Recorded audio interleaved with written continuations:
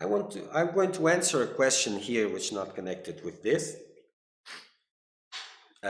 from, suppose, a seeker of truth from India. But I will make a little bit clarification first. Maybe I'll go to the question first. Okay. So it's about a post that was made, uh, that there was no um, spiritual practice that makes you realize the self, but the spiritual practice that makes you abandon illusion, and that it's equivalent to realizing the self. It's just a different way of putting things to point out that seekers sometimes are so connected and looking at self-realization as touching the divine, realizing the divine, finding the divine. But they fail to understand that the divine, the self, it is always there. It's the only thing that exists. You cannot realize that which already is. It is a way of pointing that the embracing of the illusion, that is the specific point.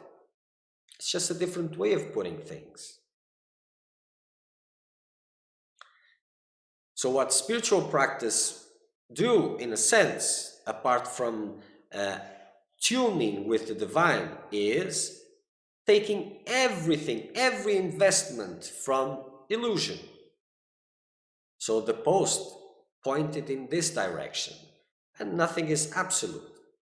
But there was an interpretation of this post as being contradicting with Bhagavad Gita, which says clearly that some realize the self within through the practice of meditation and etc., etc. It's like I was saying, I was not qualified enough, but that's a different subject. But like I was saying, that spiritual practices do not make you realize the self, like they are not good. And Bhagavad Gita says the other way around.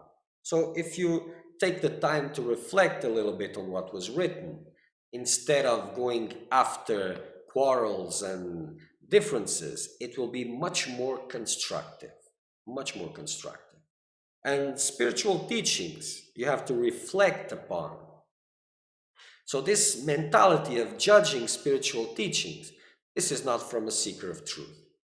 It isn't. And this, in India, there is a long history of spiritual seekers or spiritual masters and scholars, a long tradition of these encounters. And scholars need to learn a little bit more. Savor would be good for them, would be good. But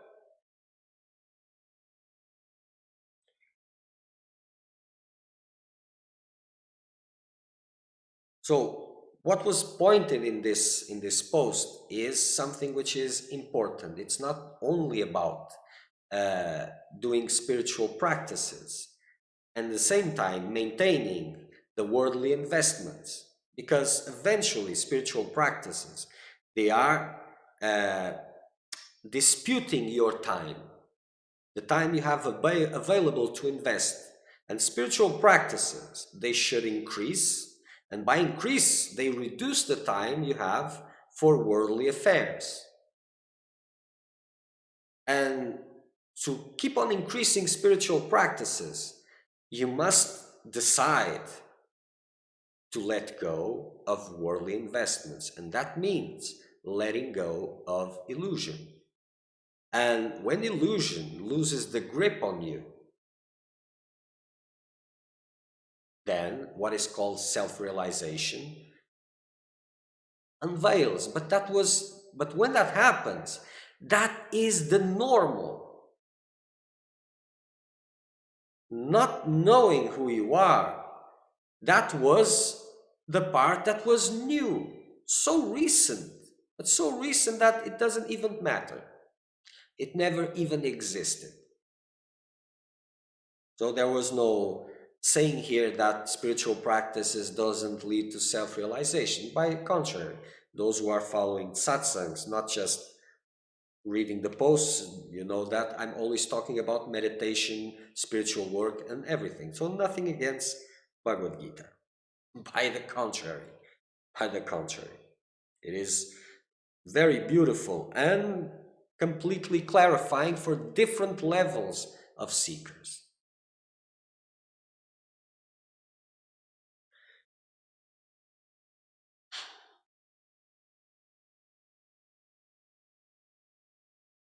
And there is another clarification which seems important according to this. And for example, this time that I'm doing satsang here, it is a time which was chosen and is being maintained apart from other scheduled times because it is a time that Indians can see. It is a time that it is suitable for those who are in India to be able to see.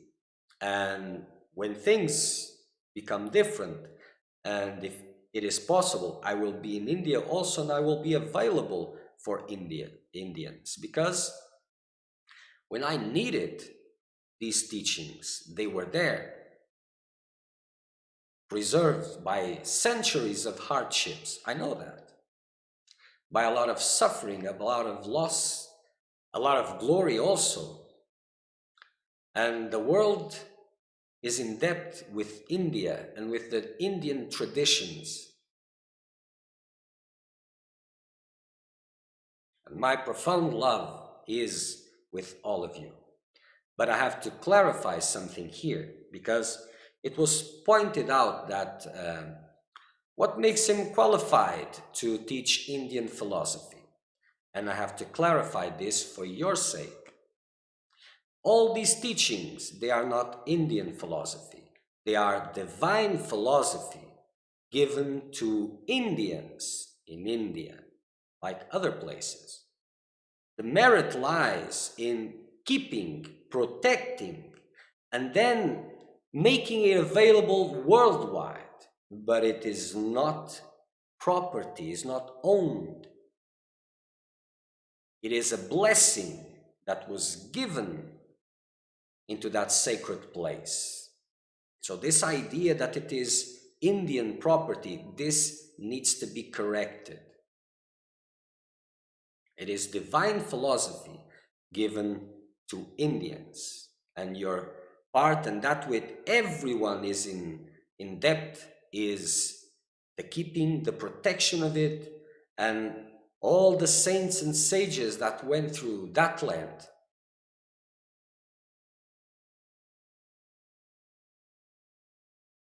And they are still living and vibrating in that place.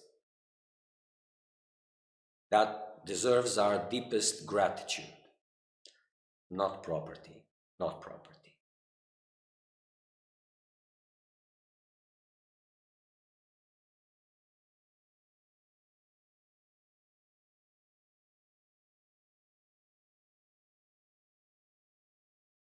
And for that, this is why I'm answering this question, because if this question wasn't made from India, from an Indian, I wouldn't even answer it. But it doesn't matter what all you say, you have my gratitude, my deepest love and respect. And whenever I'm available, either here or there in person, I will be available for any Indian that wants to come.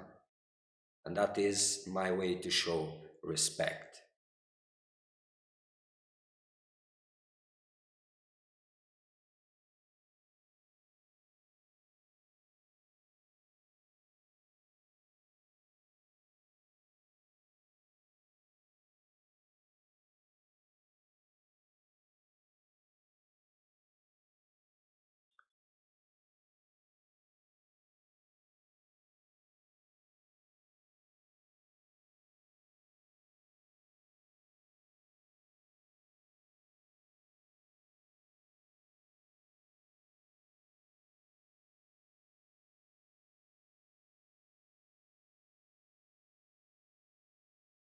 Okay, so next satsang in English will be Wednesday, 6 p.m.